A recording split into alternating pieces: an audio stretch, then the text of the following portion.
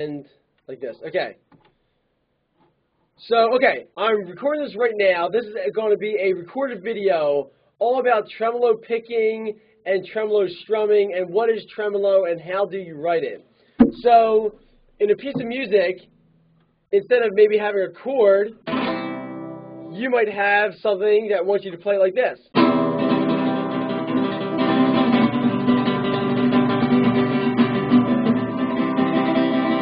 How do you write that? Well, it's quite easy. Here's our piece of music. Let's go to this video here, guys.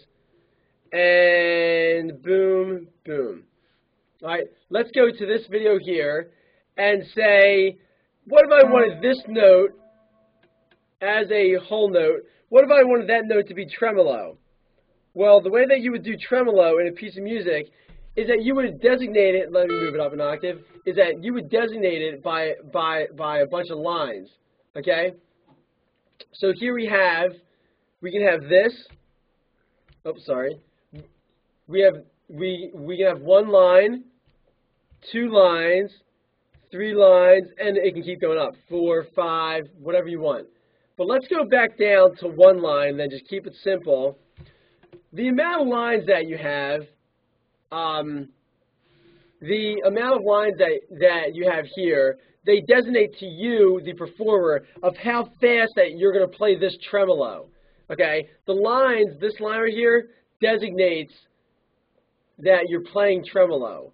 So, and then the question that I get asked is, well, how do we know how fast we're supposed to play a 3-line tremolo as opposed to a 1-line tremolo? And the loose translation that I have from people, at least from a lot of people that I talk to, is that they say that when you have a line on above a piece of music telling you to play tremolo, is that that's actually telling you it actually adds twice the beat to itself. So, for example, like if you put a line here, that might be telling you right here, that might tell you to play it as 2 half notes. Okay? And so on and so forth. People say, well, if you have 3, then it means that you're supposed to play them as 8th notes. Well, not really. I mean, a 3-line tremolo is actually rather fast. So, if I were to see something like this, a 3-line tremolo, instead of A, I'll just do an A chord. If I were to see a 3-line tremolo on A, I would maybe play it like this. Okay? If I were to see a 1-line tremolo, now, here's what matters though, guys, is that a 1-line tremolo, 2-line, 3-line tremolo, it all goes back to this. And that's this. This quarter note, the tempo, okay? This tempo right here is telling you 140 beats per minute. Well, a tremolo at 140 beats per minute is going to be a lot faster than or maybe even slower, rather, than a tremolo at 250 beats per minute, okay? So, you know, that's just something to, like, think about. But the quick answer is that you just got to kind of feel it out. Maybe talk to the performer or to the drummer or to the bass player and then see how they're playing it. So let's go back to here, guys, all right, and check this out. So here's your tremolo. Now, let's write down a piece of music and play it. So we got this treble clef. Let's add 5 lines, 2, 3, 4, 5. Okay? And then we have our C right here.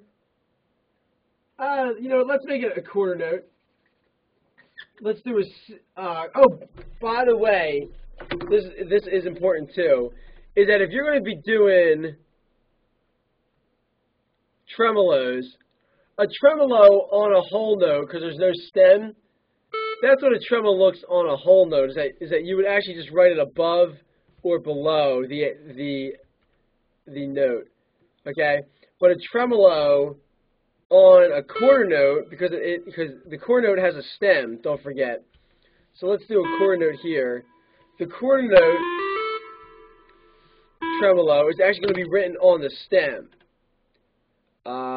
So let's do it 2-line tremolo here, and maybe a 5-line tremolo here. Okay? So, at least you guys all understand tremolos now. Notice how that when the note's lower than this B line, see this line in the middle, right there? This is A, here's B. Well, notice that when you're in the middle of the staff right here, it goes down. You have the option of either it going up or down. It doesn't really matter. Okay? Is that if I start going up past that B, everything points down. If I go lower than the B, everything points up. You always want it to go that way. The same thing with the whole note. The second that I move it up, now the tremolo lines, the tremolo lines are pointing down. Okay? So does anyone have any questions about tremolos or no? No? All right, so let me go back here.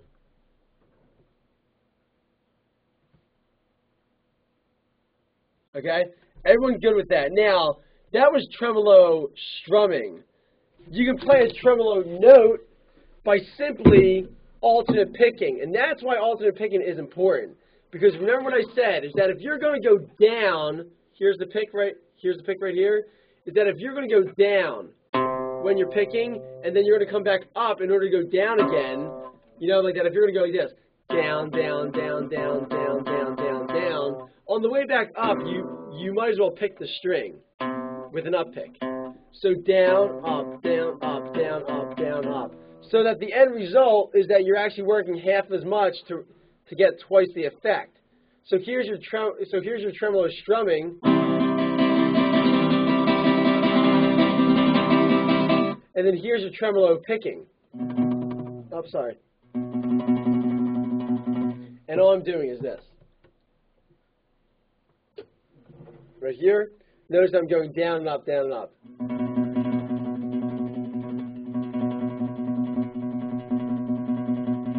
Okay? Now, if I were going all down strums, or all downstrokes there, here's the fastest that I could get. But since I'm coming back up in order to go down again, I might as well hit that string in order to make a tremolo.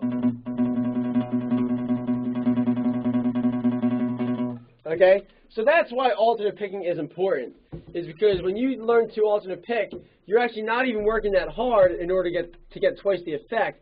And you can do cool things like maybe play a little bit faster, a lot smoother, and all in all, you actually can work on things like tremolo picking or tremolo strumming. So, all right. So let me stop this recorded video. Anthony, what are you doing? Watch your mouth. All right. So, okay, let me stop this recording.